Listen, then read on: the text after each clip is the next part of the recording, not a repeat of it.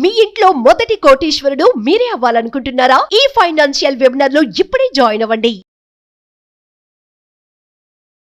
నమస్తే, welcome back to Suman TV. నేను మీ సంజయ్. ఈరోజు మనతో పాటు ఉన్నారు ఎంఫిల్ చేశాడ్ మ్యూచువల్ ఫండ్ డిస్ట్రిబ్యూటర్ మరియు చార్టెడ్ వెల్త్ మేనేజర్ రమా రాజేష్ గారు. మ్యామ్తో మాట్లాడి 2024లో బెస్ట్ పర్ఫార్మింగ్ ఫండ్స్ ఏమున్నాయో కొన్ని విషయాలు తెలుసుకుందాం. నమస్తే మ్యామ్. నమస్తే మ్యామ్, 2024లో మ్యూచువల్ ఫండ్స్లో మిడ్ క్యాప్ సెక్టర్ ఎలా పర్ఫామ్ చేసింది, అందులో టాప్ పర్ఫామ్ చేసిన ఫండ్స్ గురించి ఏమైనా చెప్తారా మాకు? మనం ఆల్రెడీ ఒక వీడియో చేసుకున్నాం లార్జ్ క్యాప్ ఫండ్స్ గురించి. లార్జ్ క్యాప్ ఫండ్స్ లోని ఎలా పర్ఫామ్ చేసాయి ఏంటి అనేసి. సో ఇందులోని మనం మిడ్ క్యాప్ సెక్టర్ గురించి తెలుసుకుందాం. బట్ వాటి గురించి తెలుసుకునే ముందు ఇది ఓన్లీ అనాలిసిస్ మాత్రమే. అనాలిసిస్ కోసం నేను కేవలం సిఏజిఆర్ మాత్రమే కన్సిడర్ చేశాను. బట్ మనం ఎప్పుడైనా మ్యూచువల్ ఫండ్ సెలెక్షన్ కి అలాంగ్ విత్ సిఏజిఆర్ చాలా చూసుకుంటాం అనమాట. చాలా కాంపోనెంట్స్ ఉంటాయి. సో ఇది అడ్వైస్ కాదు అండ్ ఇది అలాగే సజెషన్ కూడా కాదు. ఏవైతే మనం ఇందులో చూపిస్తున్నామో ఇది ఓన్లీ అనాలిసిస్ పర్పస్ కోసం, మీ నాలెడ్జ్ గురించి. అంటే మిడ్ క్యాప్ సెక్టర్ ఎలా పర్ఫామ్ చేసింది, నెక్స్ట్ ఇయర్ మనం అందులోని ఇన్వెస్ట్ చేసుకోవచ్చా లేదా, ఇన్వెస్ట్ చేసుకోవాలంటే ఎలాంటి జాగ్రత్తలు తీసుకోవాలి, ఎలా ఎంత అమౌంట్ పెట్టుకోవాలి, వాటి గురించి మాత్రమే డిస్కస్ చేసుకుంటాం.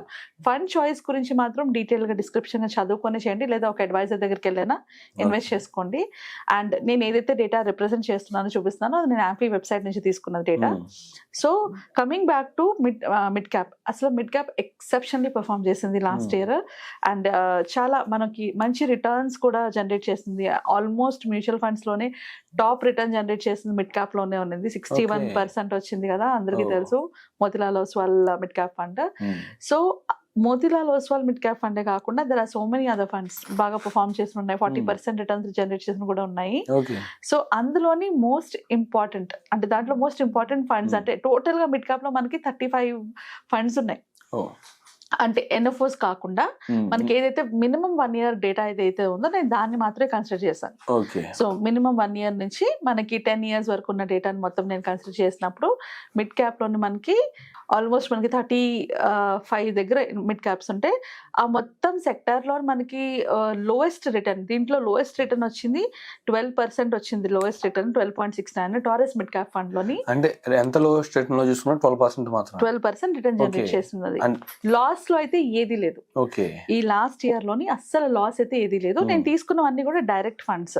నేనేమి రెగ్యులర్ ఫండ్స్ క్యాల్కులేషన్ చేయలేదు, ఇందులో డైరెక్ట్ ఫండ్స్ క్యాల్కులేషన్ చేసాము. సో టారెస్ ఫండ్ ఒక్కటి మాత్రమే 12%, అంటే అదే లీస్ట్ రిటర్న్ వచ్చింది మనకి. అదే హైయెస్ట్ చూసుకునేటప్పటికి మోతిలాల్ ఓస్వాల్ 61.63% రిటర్న్ వచ్చింది. And on an average mid cap అచ్చంగా లాస్ట్ ఇయర్ పర్ఫామ్ చేసింది 32% రిటర్న్ ఇచ్చింది అనమాట. మిడ్ క్యాప్ నుంచి మనకి 32%. ఎవరైనా మిడ్ క్యాప్ ఫండ్స్ ఎందులో పెట్టుకున్నా కూడా ఆన్ యావరేజ్ 32% రిటర్న్ జనరేట్ చేసాయి. సో మిడ్ క్యాప్ కి లాస్ట్ ఇయర్ చాలా బాగా ఉంది అనమాట. అదే కమింగ్ ఇయర్స్ లోని ఇన్వెస్ట్ చేసుకోవచ్చా లేదా అనుకున్నప్పుడు మనం కొంచెం బ్యాక్ వెళ్ళి ఐడెంటిఫై చేయాలి. అంటే 3 years ని 5 years 10 years లో మిడ్ క్యాప్ ఎలా పర్ఫామ్ చేసింది అని ఒక ఐడియా పెట్టుకుంటే మనకు ఒక రఫ్ ఐడియా వస్తుంది ఫ్యూచర్ లో మిడ్ క్యాప్ ని మనం యూజ్ చేయొచ్చా లేదా అనేసి. So when it comes to 3 years, 3 years కి వచ్చేటప్పటికి 3 years కంటిన్యూస్ గా ఒక ఫండ్ లో ఎవరైనా ఇన్వెస్ట్ చేసి ఉంటే లోయెస్ట్ రిటర్న్ మనకి 15% వచ్చింది. అది మనకి PMG India mid cap fund 15% మాత్రమే లోయెస్ట్ రిటర్న్. అంటే అది కూడా 3 years కి 15% రిటర్న్.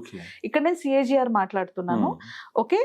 అండ్ యావరేజ్ రిటర్న్ వచ్చేటప్పటికి 23.53% వచ్చింది. అంటే mid cap as a sector మనకి 23.53% రిటర్న్స్ ఇచ్చింది. అదే హైయెస్ట్ రిటర్న్కి వచ్చేటప్పటికి 37%.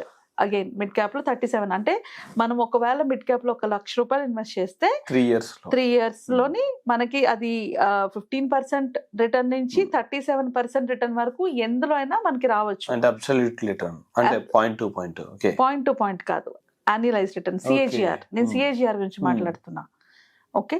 సో మనకి 3 years లో కూడా మనకి మిడ్ క్యాప్ లోని మంచి రిటర్న్స్ వచ్చాయి. అలాగే 5 years తీసుకుంటే లోయెస్ట్ రిటర్న్ వచ్చింది 21%. లోయెస్ట్ 21%, హైయెస్ట్ వచ్చేటప్పటికి 35%. మేము ఎప్పుడు చెప్తూ ఉంటాము ఎంత కాలం ఇన్వెస్ట్ చేస్తాం అన్నది ఇంపార్టెంట్, ఎంత ఇన్వెస్ట్ చేస్తాం అన్న దానికన్నా కూడా అన్నది. సో మనం ఎప్పుడైనా ఇలాంటి మిడ్ క్యాప్ ఫండ్స్ లో కానీ ఈక్విటీ మ్యూచువల్ ఫండ్స్ ఇన్వెస్ట్ చేసేటప్పుడు చాలా ఇంపార్టెంట్ గుర్తుపెట్టుకోవాల్సింది హౌ లాంగ్, ఎంత కాలం మనం ఇన్వెస్ట్ చేస్తూ ఉండగలము అన్నది.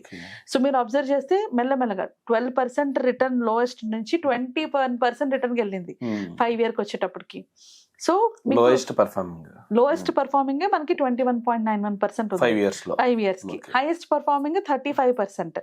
బట్ మోస్ట్ గా మనం చూసుకోవాల్సింది on an average mid cap మనకి ఎంత పర్ఫార్మ్ అయిందని, అది 27%. ఓకే సో మనకి లోయెస్ట్ కి హైయెస్ట్ కి మధ్యన గ్యాప్ తక్కువ ఉన్నప్పుడు మనకి రిటర్న్స్ పెరుగుతూ ఉంటాయి. అవును సో 27% యావరేజ్ రిటర్న్స్ మనకు వచ్చాయి మిడ్ క్యాప్ లోని 5 years కి.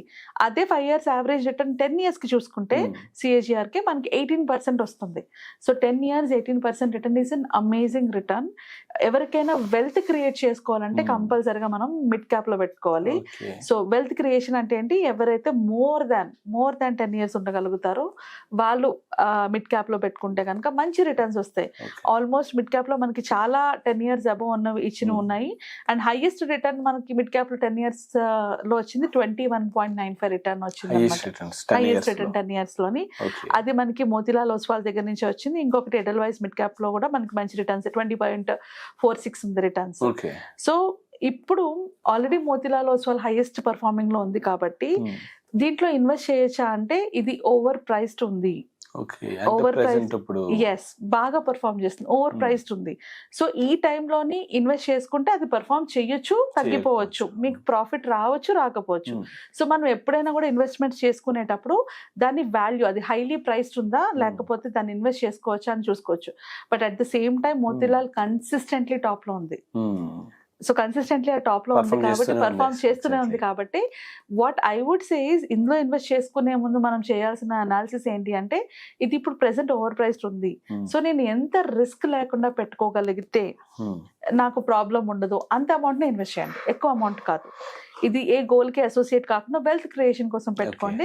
రిస్క్ లేని అమౌంట్ అంటే నాకు కావాల్సిన అమౌంట్ నేను అన్ని చోట్ల దాచుకున్నాక ఎక్స్ట్రా పెట్టుకోవాలంటే పెట్టుకోవచ్చు.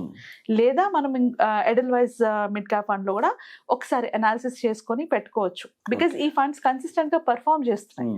అండ్ అలానే కొత్త కూడా చాలా వచ్చాయి NFOs లోని. నేను నెక్స్ట్ వీడియోలో NFOs గురించి మాట్లాడతాను. సో ఎవరైనా అందులో కూడా పెట్టుకోవచ్చు. బట్ మ్యూచువల్ ఫండ్స్ లోని మిడ్ క్యాప్స్ లోని ఇన్వెస్ట్ చేసే ముందు మైండ్ లో పెట్టుకోవాల్సిన కొన్ని ఇంపార్టెంట్ విషయాలు ఏంటి అంటే మీ ఏజ్ ఎంత, మీ రిస్క్ కేపబిలిటీ ఎంత, నేను ఎంత రిస్క్ తీసుకోగలను, ఒకవేళ ఇదే అమౌంట్ సడన్ గా నాకు 20% 30% లాస్ లోకి వెళ్ళినా నేను హ్యాండిల్ చేయగలనా లేదా, అది చాలా ఇంపార్టెంట్. ఈ అమౌంట్ నాకు ఇప్పుడు ఇమీడియట్ గా అవసరం ఉందా లేదా, అలా అవసరం లేని అమౌంట్ని మాత్రం మిడ్ క్యాప్ ఫండ్ లో పెట్టుకోవాలి. అలానే లాంగ్ టర్మ్ గోల్స్ అంటే ఇప్పుడు నా పిల్లలు చిన్నపిల్లలు వాళ్ళకి ఒక 15 ఏళ్ళలో 10 ఏళ్ళకో కావాలనుకుంటే పెట్టుకోవచ్చు. అండ్ రిటైర్మెంట్, నేను ఇప్పుడే జాబ్ చేస్తున్నాను, ఆర్ నేను నాకు మ్యారేజ్ అయింది, ఆర్ నాకు పిల్లలు ఉన్నారు, నాకు రిటైర్మెంట్ ఇంకో 20 ఏళ్ళు ఉంది 10 ఏళ్ళు ఉంది అంటే పెట్టుకోవచ్చు. సో ఎప్పుడైనా కూడా మిడ్ క్యాప్ ఫండ్స్ లో మనం పెట్టుకునేటప్పుడు మన మైండ్ లో ఉండాల్సింది మోర్ దాన్ 10 years ఉండేలా ప్లాన్ చేసుకోవాలి. అంతకన్నా తక్కువ ఉండేటప్పుడు ఫ్లక్చుయేషన్స్, మార్కెట్ ఫ్లక్చుయేషన్స్ ఉంటాయి. మనకి మ్యూచువల్ ఫండ్స్ లో 2 types ఆఫ్ రిస్క్ ఉంటుంది. ఒకటి ఏంటి అంటే వొలాటిలిటీ, ఇంకొకటి ఏంటంటే రిటర్న్. సో ఈ వొలాటిలిటీని రిటర్న్ ఈ రెండింటిని కూడా ఎక్కువ ఈ ఫండ్స్ లో మిడ్ క్యాప్ ఫండ్స్ లోని మనకి both are high. Okay so ఈ రిస్క్ పారామీటర్స్ ని హ్యాండిల్ చేసుకునే స్టేజ్ లో ఉన్న వాళ్ళు పెట్టుకోవచ్చు. సో కొందరు ఉంటారు నాకు నా క్యాపిటల్ గెయిన్ కాకూడదు అనుకుంటారు. ఇలాంటి వాళ్ళు వాళ్ళకి రిటర్న్స్ వస్తున్నాయి వీళ్ళకి రిటర్న్స్ వస్తున్నాయని ఖచ్చితంగా పెట్టకూడదు. సో ఇలాంటి వాళ్ళు పెట్టుకోవాల్సి వచ్చినప్పుడు ఎవరైనా అడ్వైజర్ దగ్గర అడ్వైస్ తీసుకొని ఒకళ్ళ సపోర్ట్ తో వెళ్ళండి. So that market ups and downs అయినా కూడా అడ్వైజర్ మిమ్మల్ని గైడ్ చేయగలరు. ఇప్పుడు తీయొద్దు, ఇప్పుడు మార్కెట్ తో మీరు పట్టించుకోవద్దు అని ఒక గైడెన్స్ ఉంటుంది. సో అలా పెట్టుకుని ఇన్వెస్ట్ చేసుకోవచ్చు. అలానే రిటైర్మెంట్ అమౌంట్ వస్తుంది కదా, రిటైర్మెంట్ అయిపోయి వచ్చిన అమౌంట్ ని తీసుకెళ్ళిందో పెట్టుకోవద్దు. బికాస్ ఆ టైంలోని సేఫ్టీ ఇంపార్టెంట్ రిటర్న్స్ కన్నా. రిటైర్మెంట్ కోసం పెట్టుకోవచ్చు, రిటైర్మెంట్ తర్వాత వచ్చే మనీ మాత్రం పెట్టుకోకూడదు. సో అలా ప్లాన్ చేసుకుంటే mid cap funds is a good choice for 2025 కూడా పెట్టుకోవచ్చు. బట్ లాంగ్ టర్మ్ అంటే ఈ ఇయర్ లో పర్ఫార్మ్ చేస్తుందా లేదా అన్న సంగతి పక్కన పెట్టి నాకు కావాల్సినంత దానికి నాకు రిటర్న్స్ వస్తుందా అంటే మనకి ఆన్ అండ్ యావరేజ్ చూసుకున్నా కూడా 15% రిటర్న్ వచ్చింది. లోయెస్ట్ రిటర్న్ 15% వచ్చింది ఆన్ అండ్ యావరేజ్. సో ఖచ్చితంగా మిడ్ క్యాప్ అన్నది మన పోర్ట్ఫోలియోలో ఉండాలి, అది గుర్తుపెట్టుకోవాలి. Okay ma'am, thank you very much.